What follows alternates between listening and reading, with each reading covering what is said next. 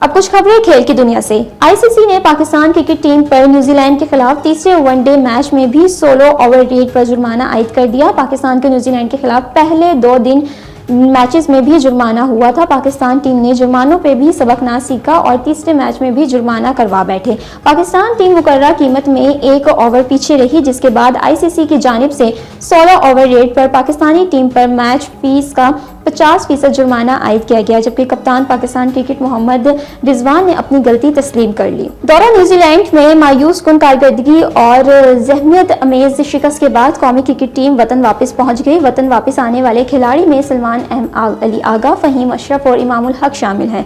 New Zealand से बसास्ता Dubai Lahore पहुंचे। Green shirts की खामियों को दूर करने के लिए साथ जाने वाले कोच आकिब जावेद, मोहम्मद यूसुफ और अजहर महमूद भी पाकिस्तान पहुंच गए।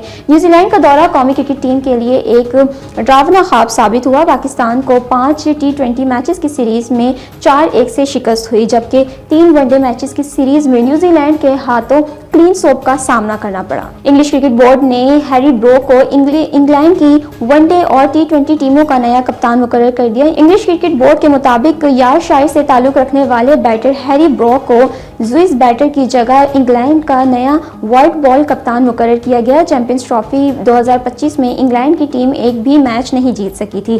टीम की बदतरीन कारकर्दगी पर जोस बैल्टर ने कप्तानी से इस्तीफा दे दिया था। हैरी ब्रोक ने कप्तान मुकर्रर होने पर खुशी का इजहार करते हुए कहा कि इंग्लैंड की व्हाइट बॉल टीम का कप्तान बनना मेरे लिए एक बड़ा एजाज़ है। मैं अपने ख़ानदान और कोचेस का शुक्रगुजार हूँ, जिन्होंने हमेशा मेरा साथ दिया। उनके यकीन और सपोर्ट के बगैर मैं आज इस मुकाम तक नहीं पहुँच सकता था। हैरी ब्रोक ने जनवरी 2022 में इंग्लैंड के लिए डेब्यू किया था।